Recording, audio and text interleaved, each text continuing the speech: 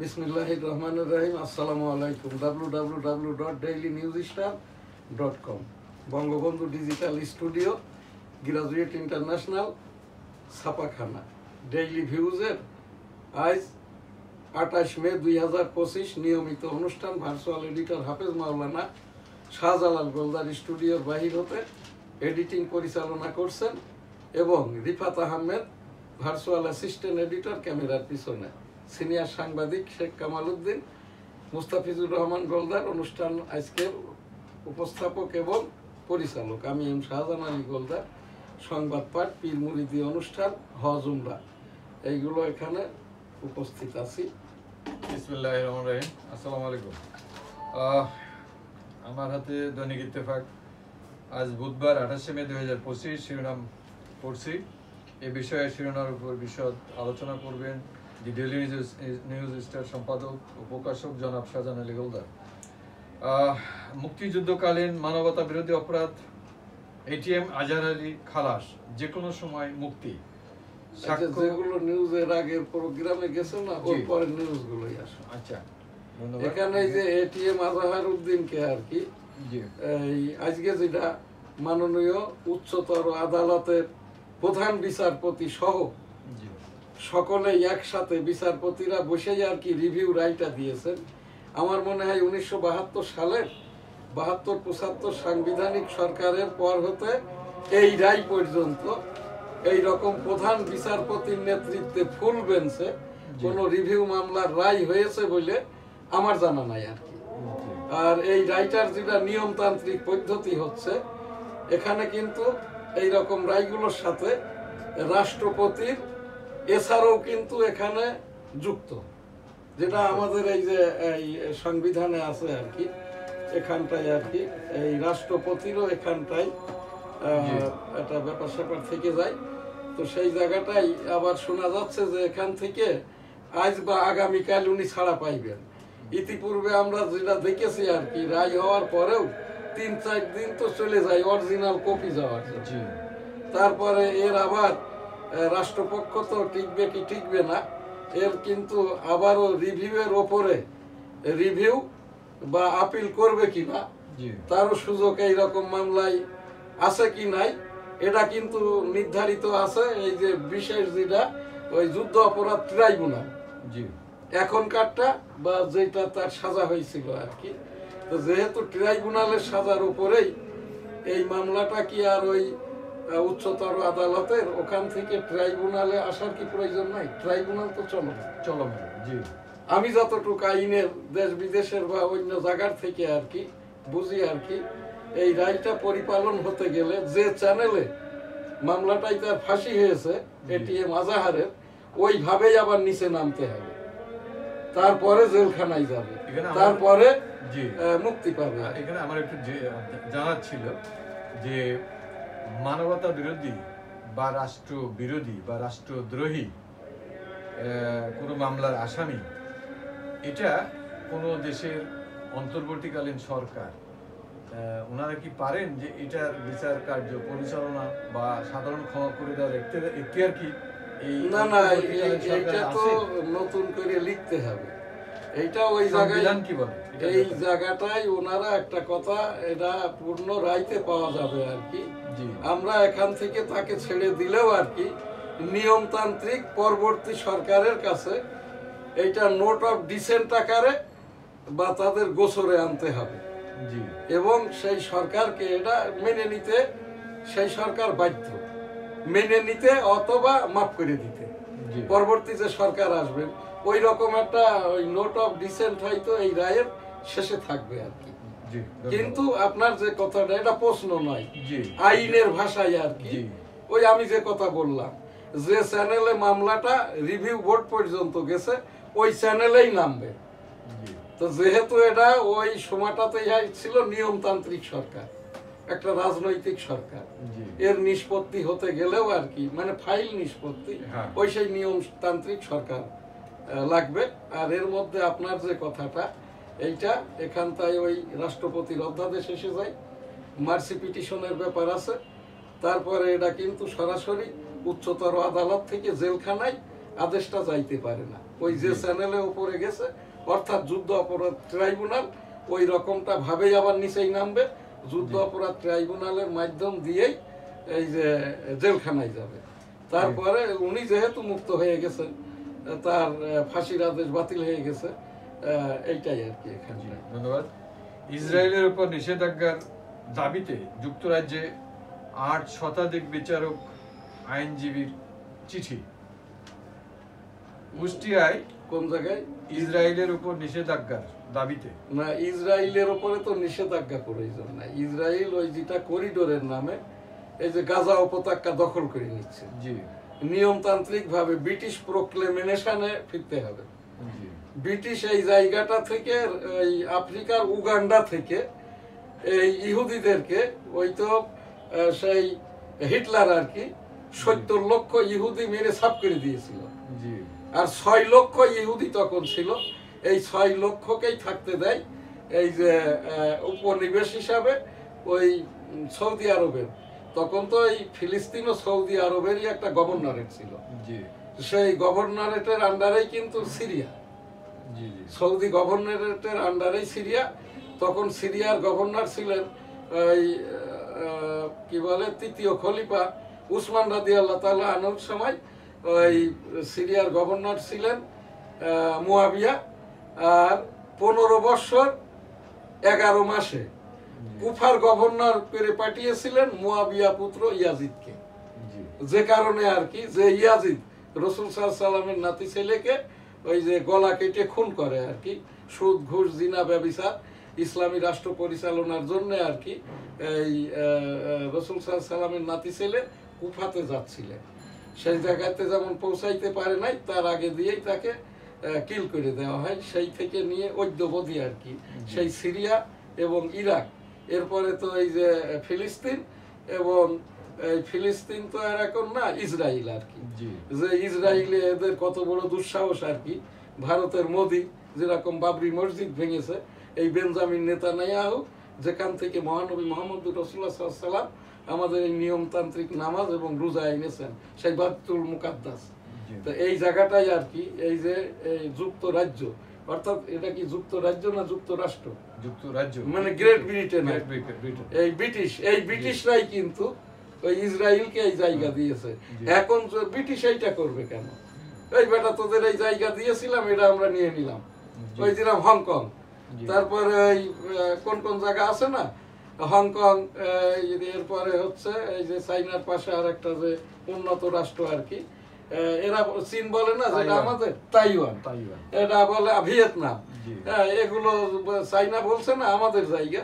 তো ব্রিটিশ যেহেতু ওই রকমটা করেছে, আমাদের এই যে বৈষম্যবাদী রেখে গিয়েছে ৩ বিঘা করিডোর নিয়ে, তো ওইটা ব্রিটিশ যদি বলে দেয় আর কি ওই ফিলিস্তিনিদেরকে, আর ওই ইসরায়েলিদেরকে বলে যে তোমাদের ওই উগান্ডায় দিয়েছিলাম, উগান্ডায় যাওয়ার দরকার নাই, যেটুক জায়গা দিয়েছি ওইটুক নিয়ে থাকো, ওইটুক নিয়ে থাকো।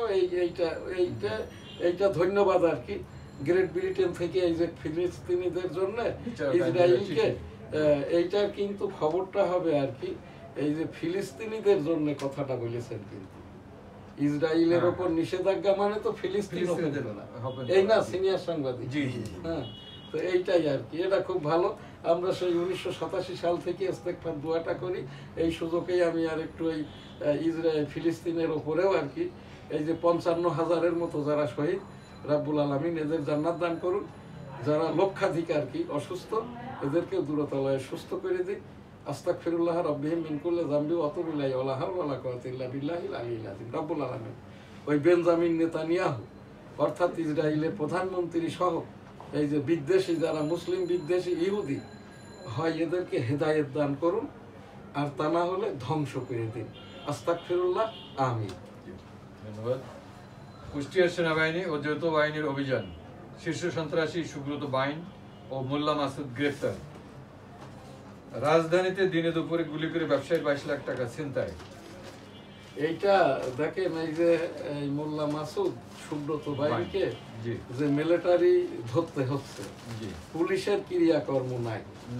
তারপরে এখন শোনা যাচ্ছে সে আগের থেকেও ভয়াবহ অবস্থা। সেই যারা এই যে জেলখানার থেকে যে প্রায় 4,000-এর মতো আসামি বের হয়েছে, যার এখনো 2000-এর মতো পলাতক। অস্ত্র বুলেটই হচ্ছে কত 3.5 লক্ষ, বুলেটের হদিস নাই, অস্ত্র 1800, এবং এই যে লাইসেন্স প্রাপ্ত অস্ত্র কিন্তু 500-র অধিক।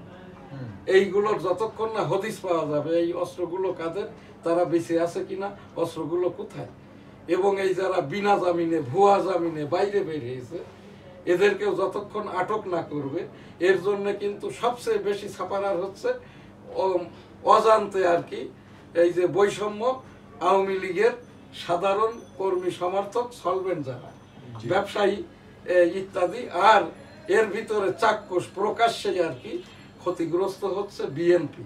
প্রতিদিন এমন কোনো দল মানে দিন নাই বিএনপি টু বিএনপি পত্রিকায় যেটা দেখছি, আসল ঘটনা কিন্তু তা না। ওই যে বিএনপি থেকে বলা হয়েছে না, ভালো আওয়ামী লীগাররা এই বিএনপিতে যোগদান করতে পারবে, অন্যান্যরা যারা বহিষ্কৃত বা অন্য দলের তারাও বিএনপিতে যোগদান করলে হাইকমান্ডের অসুবিধা নাই। এই সুযোগেই কিন্তু এই জায়গাটায় ঢুকে বিএনপির সবচেয়ে ক্ষতি হচ্ছে। আপনাদের একটা কথা বলে রাখি, আমি সেই 1987 সাল থেকে ডেমোক্রেটিক বাংলাদেশের প্রেসিডেন্ট, যেটা আমার কাজটাই হচ্ছে গণতন্ত্র, ভোটাভুটি, নির্বাচন, সংসদ। আমি সেই আমেরিকা গিয়েছি 2001 সালে গণতন্ত্র গবেষণা করতে যাই। তো এই জায়গাটাই এই হচ্ছে আমার সেই টুইন টাওয়ারের ছবি এইটি। তো এখানে আমার কথাটা হচ্ছে কি, এখান থেকে এই দেশটা, এই রাষ্ট্রটা পরিচালনা করবে কিন্তু পরিশেষে এসে ওই জনাধিক্যের যে রাজনৈতিক দল, অর্থাৎ 34% বিএনপি, 34.5% আওয়ামী লীগ। এই যে জামাত ইসলামের এখানে কোনো পার্সেন্টেজ নাই, তাদের ওই সেই একবার 18টা সংসদীয় আসন যখন পেয়েছিল তাদের এই ভোটার সমর্থক ছিল 70 লক্ষ, এখন হয়েছে 75 লক্ষ।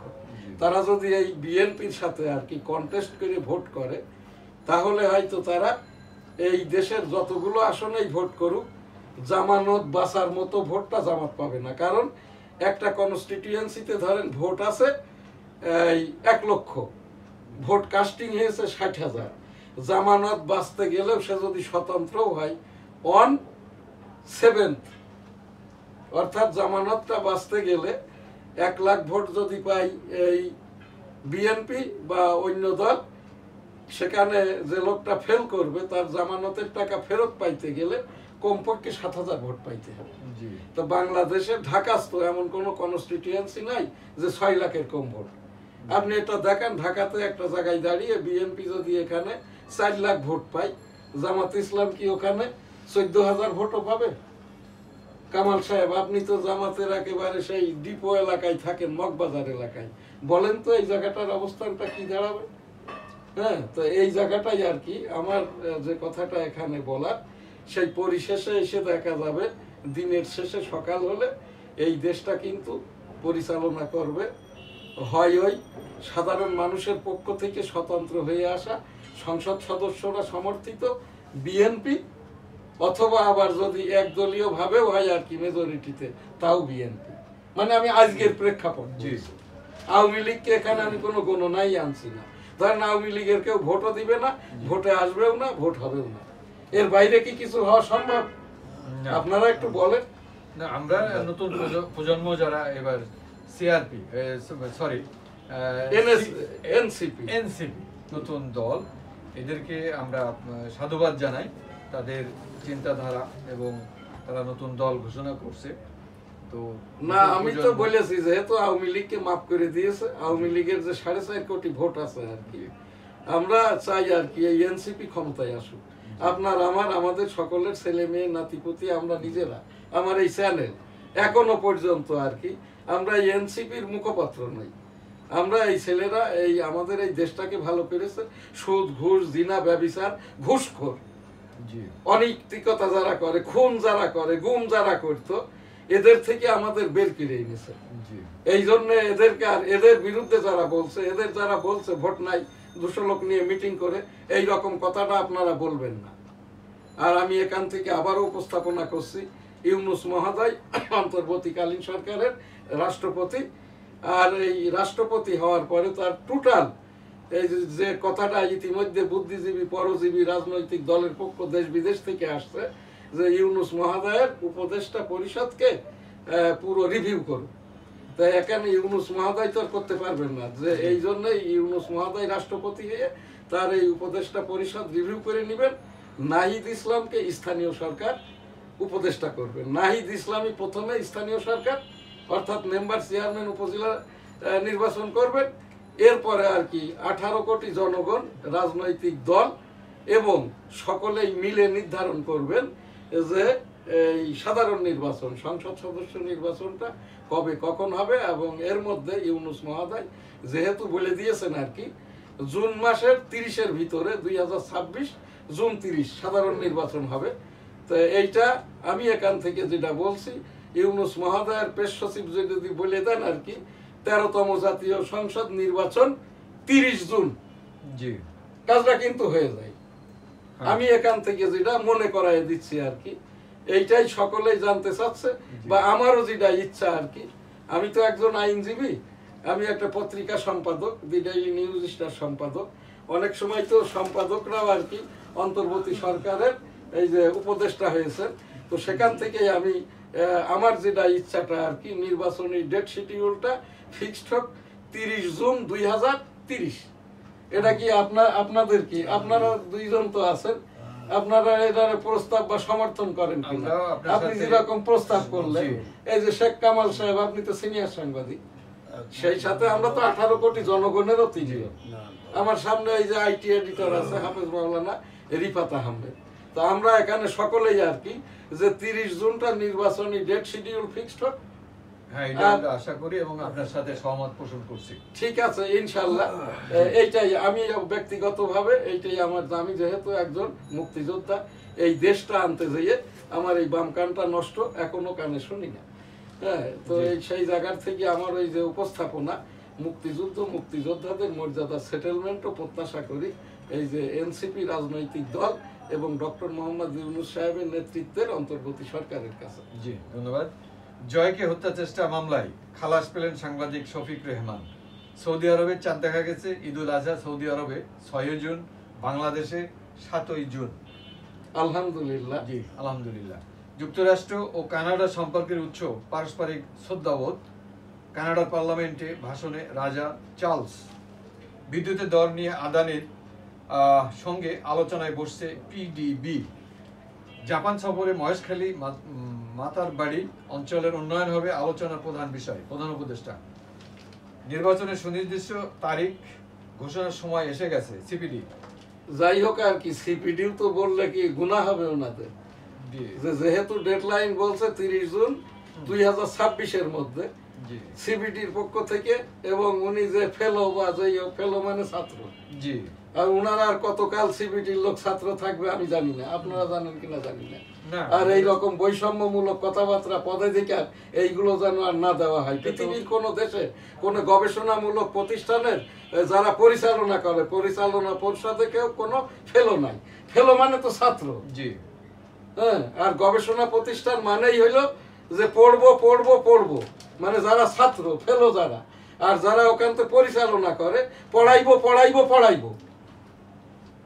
ঠিক আছে, সুবিধা। হ্যাঁ, এনারা সেই ছোটকাল থেকে শুনছি ওই যে দেবপ্রিয় ভট্টাচার্য, উনিও সুদের উপরে ভালো ব্যবসাটা করেন। আমি একসময় এনজিও ব্যবসা করতাম, এখন আর এটা করি না, এখন তার পিছিয়ে আস্তাগফিরুল্লাহ। ধন্যবাদ। আবার নতুন কোন ট্র্যাপে পড়ে যাচ্ছি কিনা মঈন খান।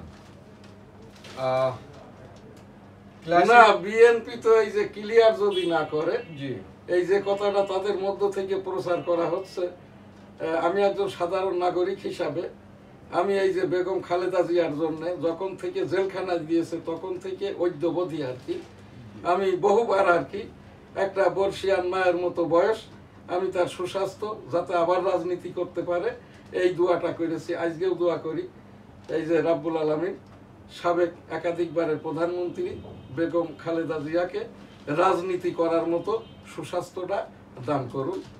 আমি ধন্যবাদ। ক্লাসে হাজিরা অনিয়মিত হলে বিদেশি শিক্ষার্থীদের ভিসা বাতিল করবে যুক্তরাষ্ট্র। এখানে একটা জরুরি একটা লাস্ট পর্যায়ে আমি দৈনিক ইত্তেফাকের শিরোনাম, এইটা একটা কথা বলে রাখি, এই যে এই পৃথিবীর কোন দেশ, সেই মুসলিম দেশগুলো সহ ছাত্র এবং যে কোনো ধরনের শিক্ষা প্রতিষ্ঠান, জি যে কোনো ধরনের ধর্মীয় প্রতিষ্ঠান, জি এর ভিতরে খুসাখুসি করলে সেই সরকার কিন্তু টেকে না। আর সেই সরকারের যে ব্যক্তিগুলো এর সাথে থাকে, ওদের ওই কম, ওদের ব্যক্তিগত পরিবারটা বিলীন হয়ে যায়।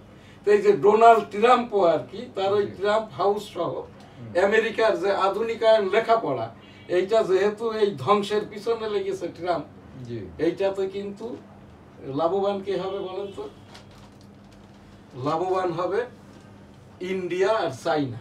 জি ধ্বংস হয়ে যাবে আমেরিকা আর ট্রাম্প পরিবার। এই জায়গার থেকে আমি তো আর ওই ট্রাম্পকে উপদেশ দিতে পারি না।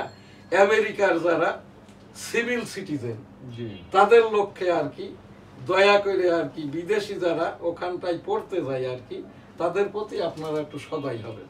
ধন্যবাদ। এইটাই আমার এখান থেকে উপস্থাপন। জি ধন্যবাদ। আর এইটাই এক সময় দেখবেন আমরা বেঁচে থাকবো কি থাকবো না। এই যে শিক্ষা প্রতিষ্ঠান, শিক্ষার উপরে যে ট্রাম্প হাত দিয়েছেন না, জি ট্রাম্প ব্যক্তিগতভাবে কিন্তু পৃথিবীর কোনো নজির নাই শিক্ষা প্রতিষ্ঠান এবং আর কি ওই শিক্ষক শিক্ষার্থী এদের ওপরে যারাই হাত দেয় না কেন, এই শিক্ষার্থীদের ওপর হাত দিয়েছে যে যারা লেখাপড়া করবে তারা পার্ট টাইম করতে পারবে না। জি একটা আমার দেশের একটা ছেলে আমেরিকাতে গেছে, সম্ভব 3 মাস পরে পরে আর কি 7 লক্ষ টাকা টিউশনি ফিস দেওয়া না, এটা তো ইম্পসিবল। কোনো অবস্থায় সম্ভব। এই জায়গায় উপস্থাপন করলাম আমেরিকান সিভিল সিটিজেনের উপরে। হ্যাঁ, ধন্যবাদ। আমি তো আমেরিকায় জি। 2001 থেকে একাধিকবার গিয়েছি। হ্যাঁ, জি। আমেরিকান সিভিল সিটিজেন কিন্তু এখানে গণতন্ত্র, এই যে শিক্ষা প্রতিষ্ঠান, শিক্ষা, ধর্মীয় মূল্যবোধ, এর উপরেই এক গ্রুপ আছে তো একেবারেই বৈষম্য, আর এক গ্রুপ আছে একেবারেই কনসাস। যে জি। বৈষম্য যারা, এদের সংখ্যা ওই সালমান রুশদির মতো হাতে গোনা কয়েকজন, আর বাকিরা সবাই কিন্তু এই সিভিলিয়ানরা আর কি দেশ, রাষ্ট্র, ধর্মীয় বা শিক্ষা প্রতিষ্ঠান ইত্যাদির উপরেই থাকে আর কি। ধন্যবাদ। নিরাপদ মাতৃত্ব দিবস আজ। ছাত্র জোটের সঙ্গে শাহবাগ বিরোধী ঐক্যে ধাওয়া পাল্টা ধাওয়া, আহত 10। বেসরকারি মেডিকেলে ভর্তি শিক্ষার্থীদের আগ্রহ কমেছে, 25% সিটি খালি। এখন সংবাদ। এটা সঠিক কথা না। জি এইটা শিক্ষা ব্যবস্থাটাকে ধ্বংস করার আরেকটি পথ। পথ। ওই 25% যেটা খালি আছে না, জি এটা হলো ফরেন কোটা। আচ্ছা তো বিদেশিদের এখন কোন মাথা ব্যথাটা হয়েছে যে এই জায়গাটাই ওই ভর্তি হতে আসবে, এই সবগুলো খবর করার আগে দিয়ে শিক্ষা প্রতিষ্ঠান টু শিক্ষা প্রতিষ্ঠান এটা খোঁজ নিতে হয়। আমি এখান থেকে উপস্থাপন করছি যাদের সন্তানাদিকে আর কি প্রাইভেট মেডিকেলে ভর্তি করার সুযোগটা পান নাই আর কি, তারা ওই ফরেন কোটায় যদি সুযোগ দেয় আর কি ভর্তি করে দিবে। জি। এখানে ওই একটা বৈষম্য আছে, এখানে ওই স্বাস্থ্য অধিদপ্তর থেকে বলা আছে আর কি ফরেন কোটায় যদি ভর্তি না হয় খালি যাবে। জি এই জন্যই আর কি এই সিনিয়র সাংবাদিক, এটা তো আপনারও জানা আছে, ওই যে আপনি একবার আপনার এক বন্ধু আসলো না, ওদেরকে বলেন আর কি যে এই কোটাতে ভর্তি করার জন্য। জি হ্যাঁ, যে ফরেন কোটাতে রিকোয়েস্ট করে যদি স্বাস্থ্য অধিদপ্তর অনুমোদন দেয়, যেহেতু আমার মেয়েটা আমি 10-11 সেশনে ভর্তি করাইছিলাম ঢাকা মেডিকেলের আন্ডারে প্রাইভেট মেডিকেলে, তখন থেকেই আমার জানা আছে আর কি। হ্যাঁ, যে এখানটাই আপনার ওই 25% যে ফরেন কোটা, অর্থাৎ 55টা যদি সিট থাকে তা এখানে 8টা-9টা সিট ফরেন কোটায়। জি হ্যাঁ, এই জন্যই এই কোটাতে কিন্তু এই খবরটা কিন্তু আমাদের গার্জিয়ান যারা আমাদেরকে আশাহত করা, ভয় দেখানো। জি হ্যাঁ। ধন্যবাদ। ব্যাংক একীভূত করার আগে সরকার নিয়ন্ত্রণ নেবে, আমানতকারীদের উদ্বিগ্ন হওয়ার কিছু নেই। এখানে আমার আপনার এই বিষয়ে আপনি একটু বিশদভাবে আলোচনা করবেন। এইটা বিশদভাবে আলোচনা করার হচ্ছে কি, এই যে একজন হোসেন গভর্নর মনসুর জি যিনি গভর্নর, ইনি তো ঝাঁপ দিয়ে বসে গেছেন। ইনি 5 বছর নিযুক্তিও নেন নাই, ইনি আবার রিটায়ার্ড ম্যান। জি। আমি সেই 91 সাল থেকে যেটা বলছি, রিটায়ার্ড করা মানেই হলো ব্রিটিশ যেটা এর উপরে অ্যানালাইসিস করে দেখেছে, তখন ছিল একটা মানুষের বয়স যখন 50 হয়ে যায় তখন তার স্বাভাবিক জ্ঞান বুদ্ধি থাকে না, শরীরগতভাবে 27টা রোগ তাকে আক্রান্ত করে, ডায়াবেটিস থেকে নিয়ে ঝিনঝিনে পর্যন্ত, মানে আলঝাইমার। জি। এই জন্যই আর কি তারা বহু পরীক্ষা নিরীক্ষা করার পরে এই যে রিটায়ারমেন্টে দেয়। জি। তো এই জায়গাটাই আর ইনি যেটা ওই হোসেন মনসুর সাহেব আর কি বাংলাদেশ গভর্নর, ইনার এই এখতিয়ারটাই নাই। ব্যাংকের মালিক হচ্ছে যারা এখানে আমানত করেছে, জি যাদের সম্পদের উপরে এই পৃথিবীর অন্যান্য IMF থেকে লোন নিয়ে ব্যাংকগুলো চলে, এই জায়গার মালিকানা পরিষদের মালিকরা এবং এখানটাই এই যে ব্যাংক ম্যানেজমেন্টের উপরে যিনি অতিরিক্ত সচিব এবং এখন যিনি এই যে অর্থ উপদেষ্টা আছেন, ইনাদের মাধ্যম দিয়ে প্রথমত আর কি ওই যে ব্যাংকগুলোকে একীভূত করতে চাচ্ছে। এদের থেকে যাদের সাথে দিতে চাচ্ছে তাদের অবস্থাটা কতটা ভালো, তাদের এইগুলো একীভূত হলে যে আমানতটা এখানে কলমা নিতে পড়বে এইটার যোগান দিতে পারবে কিনা। তো এই রকম না করে এখানে সোজা সাপটা কথাই হচ্ছে আমার যে উপস্থাপনা, এই যে হোসেন মনসুর সাহেব আপনি এই জায়গাটায় যেয়ে ওই যে টাকাগুলো বলছেন, ওই যে দেবপ্রিয়া ভ্রষ্টাচারিয়া যে কথা বলেছেন 27 লক্ষ কোটি টাকা বাংলাদেশ ব্যাংকের মাধ্যমে পাচার হয়ে চলে গেছে, ওই টাকাগুলো কার কাছে আছে, কোন দেশে আছে, একটা চার্টার্ড করে আমাকে দেন, আমি এনে দিব। জি, আমি তো ইউরোপ আমেরিকাতে তো সেই 25 বছর আগের থেকে যাতায়াত করি। আমি একজন সিনিয়র সাংবাদিক, গণতন্ত্র নিয়ে গবেষণাটা করি। প্রয়োজনে আমি এখানে আর আমেরিকান আর্থিক যে রাজনৈতিক ব্যক্তিবর্গ আছে ডোনাল্ড ট্রাম্পের সাথে বসবো, বসে মিটিংটা করব। তো এই জায়গাটাই আর কি, যেহেতু আমেরিকার সাথে ডক্টর মোহাম্মদ ইউনূস মহোদয় গভর্নমেন্টের বন্ধুত্বের সম্পর্ক, আমাকে যদি এই দায়িত্বটা দেয় আমি এইটা করতে রাজি আছি। আর একটা খারাপের সাথে এই যে আর একটা খারাপ যুক্ত করাটার পক্ষে আমি না। আর রিটায়ারমেন্ট যারা, এদেরই উচিত আর কি কোনো দায়িত্ব দিতে চাইলেও তার অপারগতা প্রকাশ করা, তার শারীরিক অক্ষমতা, জ্ঞানের অক্ষমতা, এইগুলো প্রকাশ করে সরে যাওয়া। আর তা না হলে 18 কোটি জনগণ, এই দেশের জনগণ যেমনটা কিছুই বুঝতে চাই না, যদি একবার বুঝে ফেলে আর কি এইটা আর কি হবে না হবে সেইটা আমি দেখেছি ওই বেনাপোল মখা আলমগীরের 1974 সালের দুর্ভিক্ষের সময় বেনাপোল বাজার লুট হয়েছিল আধা ঘন্টায়। ধন্যবাদ। এই ছিল আমাদের আজকের এখানটায় কয় মিনিট গেছে? 27। ও এখানে আমি চাইলে অন্যগুলো একটু সংক্ষেপ করে দিই। এখানে আর উপস্থাপনামূলক যে প্রোগ্রাম, এখানে লাব্বাইক আল্লাহুম্মা লাব্বাইক, লাব্বাইক লা শারীকা লাক, লাব্বাইক ইন্নাল হামদা ওয়ান নি'মাতা লাকা আল মুলক লা শারীকা লাক। রব্বুল আলামিন পাক পরওয়ারদিগার বিশ্বের সকল মানুষকে একবার করে হজ উমরা করার তৌফিক দান করুন, আমিন। 6 তারিখ সৌদি আরবের এই যে কুরবানির ঈদ শেষে আর কি ঈদ 6 তারিখ, বাংলাদেশে 7 তারিখ। রব্বুল আলামিন বাংলাদেশের প্রায় যে 1 লাখের মতো হাজী সাহেব সৌদি আরব হজের জন্য অবস্থান করছেন, 10-12 জন ইন্তেকালও করেছেন, তাদেরকে জান্নাত দান করুন। এবং অন্য সকলেই যারা হাজী সাহেবানরা সুস্থ শরীর মতে, যে 1 কোটির মতো হাজী সাহেব সৌদি আরব এখন অবস্থান করছে, বিশ্বের এই যে 100টির মতো মুসলিম দেশের 1 কোটির উপরে হাজী সাহেব মক্কাতে অবস্থান করছে, বাংলাদেশের 1 লক্ষ সহ। রাব্বুল আলামিন সকলের হজকে কবুল করে নিন, আমাদেরও দোয়া হাজী সাহেবদের সাথে কবুল করে নিন, আমিন। লাব্বাইক আল্লাহুম্মা লাব্বাইক, লাব্বাইক লা শারীকা লাক, লাব্বাইক ইন্নাল হামদা ওয়ান নি'মাতা লাকা আল মুলক লা শারীকা লাক। তাবলীগ 2026-এর একীভূত তাবলীগ আমরা চাই।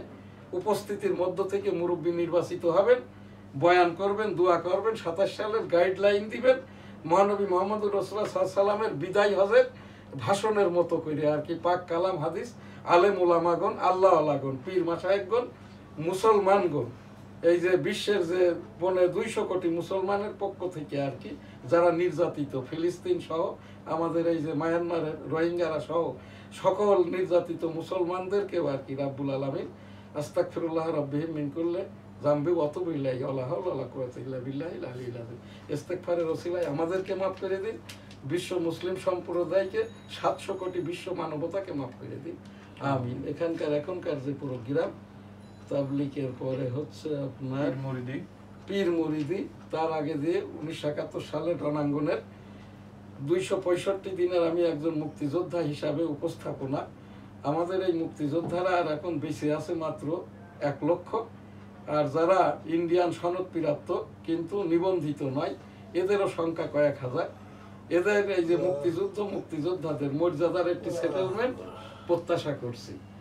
এখন এখানটাই আমাদের শেষ যে উপস্থাপনা, এই যে বাইতুল মুকাররম খতিব এবং এই যে জুমার নামাজ, বাইতুল মুকাররম খতিবের বা যারা খতিব থাকেন আর কি জুমার নামাজের, এদের এই যে সুন্নতি এই ড্রেসটা, এইটাই তো? জি জি। আচ্ছা, এখানটায় আমি এর আগেও বলেছি কথা। এবং নিয়োগ পদ্ধতি, আমি নিয়োগ পদ্ধতিটাই বলি। আপনার সৌদি আরবের মতো করে নয়, বাংলাদেশ রাষ্ট্র প্রতিষ্ঠা হওয়ার পর 1974 সালে ইসলামিক ফাউন্ডেশন প্রতিষ্ঠা হয়। তখনই আর কি ইসলামিক ফাউন্ডেশন হচ্ছে আমাদের ধর্ম মন্ত্রণালয় অধীন। এখান থেকে 1974 সাল থেকে সিস্টেমটা হচ্ছে বাইতুল মুকাররমের খতিবের স্যালারিটা হচ্ছে রাষ্ট্রপতির স্যালারির সমান। অর্থাৎ এখন রাষ্ট্রপতির বেসিক 4.5 লক্ষ টাকা, অন্যান্য 2,25,000, 7.5 লক্ষ টাকা বাইতুল্লাহ মুকাররমের খতিব আব্দুল মালেক সাহেব ড্র করেন। এখানে যে 20 জন ইউটিউবার প্রতারণামূলক একটা চটি করিয়ে এই যে আব্দুল মালেক সাহেবকে যে বৈষম্য করছেন, এখানটায় আব্দুল মালেক সাহেবের গায়ে হচ্ছে দাওরা হাদিস পড়ানোর পোশাকটা, পাঞ্জাবিটা, পায়জামাটা হামলি মাযহাবের, এবং এখানে তার দেখানো হচ্ছে ওনার যেটা তকি হুজুর আর কি আব্দুল মালেক সাহেবের, যার কাছে 2-2.5 বছর দাওরা হাদিস শুনেছেন সৌদি আরবের, এই হুজুরের ওই পাগড়িওয়ালা এই ড্রেসটা দেখাচ্ছে। আর মালেক সাহেবের এই জায়গাটাই ওই চটি পরা আর কি। এখানটা আমি উপস্থাপন করছি। আমি বাইতুল মুকাররমের এক সময়কার একজন নিয়মিত মুসল্লি। 1986 সালে আমি এই যে মরহুম আল্লামা দেলোয়ার হোসেন সাইদি হুজুরের তাফসিরটা শুনতাম বাইতুল মুকাররমে। এই জন্য বাইতুল মুকাররমের একজন মুসল্লি হিসেবে আমার অনেকটা দরদ।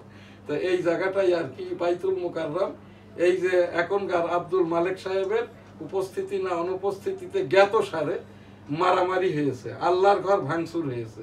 এইটার ওপর একটা ইস্তেগফারও পড়ে নাই, মালেক সাহেবও পড়ে নাই, অন্য কেউ পড়ে নাই। আলেম উলামা যারা আছেন এখান থেকে মালেক সাহেবকে যাই বলছেন পিল্লাই হুজুর আর কি, অনেক জানে, কোনো ডিগ্রি নাই। তাহলে এই যে আহমেদুল্লাহ সাহেব উনি লিখছেন ডক্টর, ইনি কি ডক্টর, ডাক্তার, না এমনি লিখে দেন ডয়ারটা ফুটা দিয়ে? আমির হামজা, এর নামের আগে পরে কিছু নাই।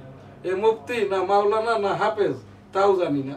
তো এই জায়গাটাই এখানে যার যে দায়িত্বটা আর কি, যে যেটা প্রচার করছেন তার পক্ষ থেকে আমরা যারা এই যে আমাদের গুনার গিবদের আওতায় ফেলবেন না আর কি। এই জায়গাটাই দয়া করে আপনারা আপনাদের পরিস্থিতি নিশ্চিত করবেন। বাইতুল মুকাররমের খতিব হতে গেলে ইতিপূর্বেকার রুহুল আমিন সাহেব যে খতিব ছিলেন, অর্থাৎ হাফেজ হতে হবে, দাওরা হাদিসের ওপরে মাওলানা টাইটেল, কোরআনের ওপরে মাওলানা টাইটেল, ঢাকা বিশ্ববিদ্যালয় হতে অ্যারাবিকের ওপরে পোস্ট গ্রাজুয়েশন MA পাস, এবং আপনার এই জায়গাটাই এই যে যখন জুমার নামাজ বা পেশ ইমামগিরি করবেন, আল্লাহ রসুল সাল্লাম যেভাবে আর কি আল্লাহর ঘর বাইতুল্লাহ, পবিত্র বাইতুল্লাহ, পবিত্র মদিনা মনোয়ারাতে যেভাবেই রসুল সাল্লাম খলিফাগণ এখন বর্তমান গত জুমা পর্যন্ত যেভাবেই আর কি, যে কস্টিউমে, অর্থাৎ ওই আশা বা লাঠিটা, পাগড়িটা, পাগড়ির ওপরে যে পর্দার রুমালটা, এরপরে হচ্ছে আপনার ওই কি বলে তার যে অন্যান্য আর কি সুন্নতি জুব্বাটা, এই জুব্বাটা, এগুলো ম্যান্ডেটরি নয়, এগুলো সুন্নত।